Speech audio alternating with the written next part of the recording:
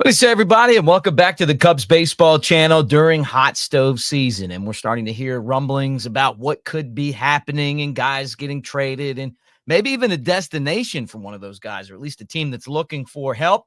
And the Cubs got that help. We're going to talk about that today. Make sure that you like and subscribe, thumbs up. Easy stuff for Cubs fans. Hit the bell. Cardinals fans, don't even try. Too complicated. Just, hi, glad you're here.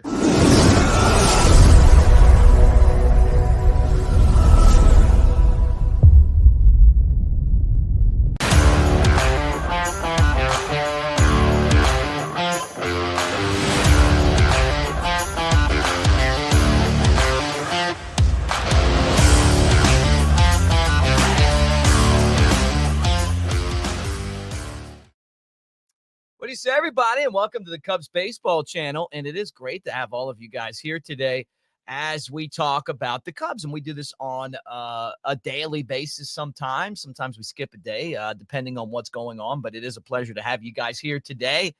And let's talk about the latest rumors. All right, I want to bring up one from Ken Rosenthal, of course, from The Athletic. Guy's been covering baseball for a long time.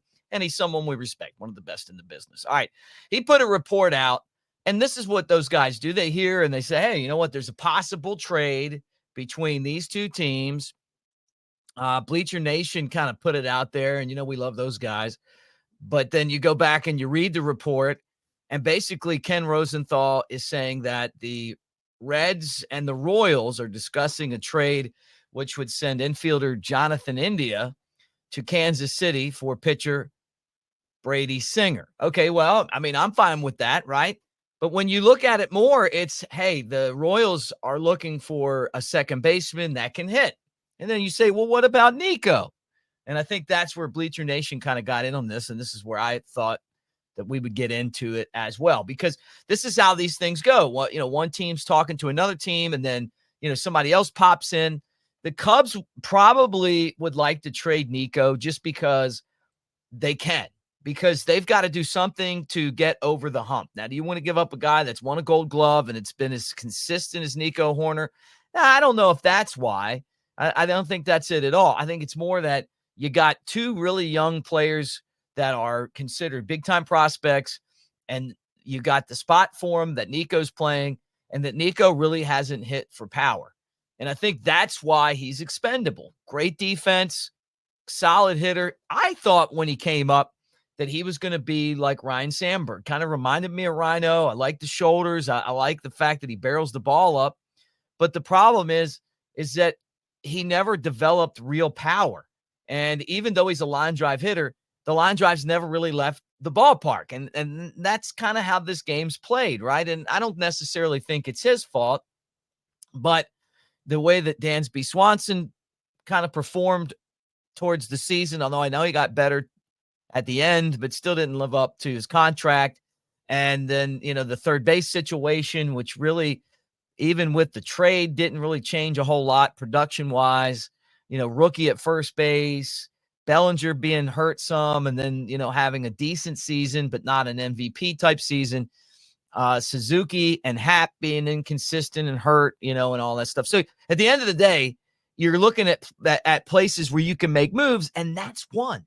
That's why. If Happ didn't have a no trade clause, I guarantee you that he'd be someone that the Cubs would try to get rid of, just because they have a lot of outfielders. But he has a no trade clause. They gave it to him, and so does Seiya Suzuki. So the bottom line is this: is that if you're the Cubs, you're going to try to move Nico Hoerner. Now, there's another obstacle in there besides the power numbers, and that's the offseason surgery.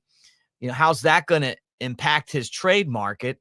I think that's a question that, teams are probably asking themselves, hey, is this something that we should worry about or not? But you get a lot of positives with Nico Hoerner. He's an everyday guy. He is one of those players that does everything right. He's a good team player. Great defensive player, makes amazing plays. He's so consistent.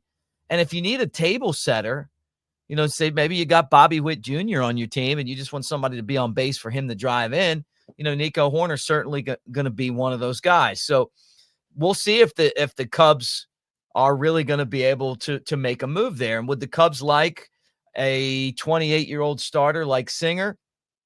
I'm sure they would take him. I mean, you keep hearing the Cubs talking about making a deal, maybe signing someone to add to the rotation, but he's kind of another one of those mid-rotation guys, 415 earned run average. I mean, he's good, and Kansas City even made the playoffs last year, but I still wonder if he's the kind of guy that gets you over the hump. I mean, he is right-handed. I think that's a good thing for the Cubs because they are pretty left-handed heavy. But, we'll see. Jonathan India is a really good player too. He's got some pop. He really hasn't hit his stride yet, but possibly could. And Cincinnati's kind of at that same spot where they feel like they're close.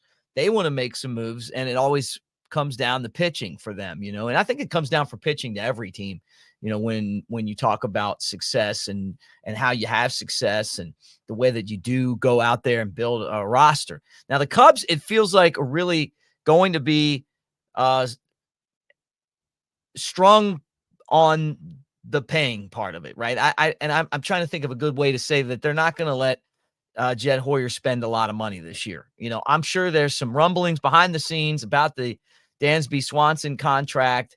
When you get one of those deals like Jason Hayward, nobody really wants to take responsibility for it. And I kind of feel like that. $177 million for an eighth hitter. Yeah, I mean, base running and defense are great. Leadership's great. But when you pay that kind of money, you expect the bat to do some work too. We saw it kind of come along at the end. But coming along at the end when the team's out of the playoff hunt doesn't count. You got to be good the entire year. And when you allow your front office to make a signing like that, yeah, you sign off on it, but you're listening to them. You're listening to their people and what those guys are saying. And, and the other thing that we're seeing with the Cubs, and maybe this is part of it, hey, we're going to get rid of a bunch of upper-level scouts, another athletic story, and we're going to rely on analytics. And that could be part of it. Hey, we went out and signed this guy, and our scouts told us he was going to be able to perform, and he's not that good. He's okay. So it's their fault. So let's get rid of those guys. I don't know what the really what the bottom line is behind the scenes on this, other than I keep talking about this. You got your front office, your leadership signed to a year.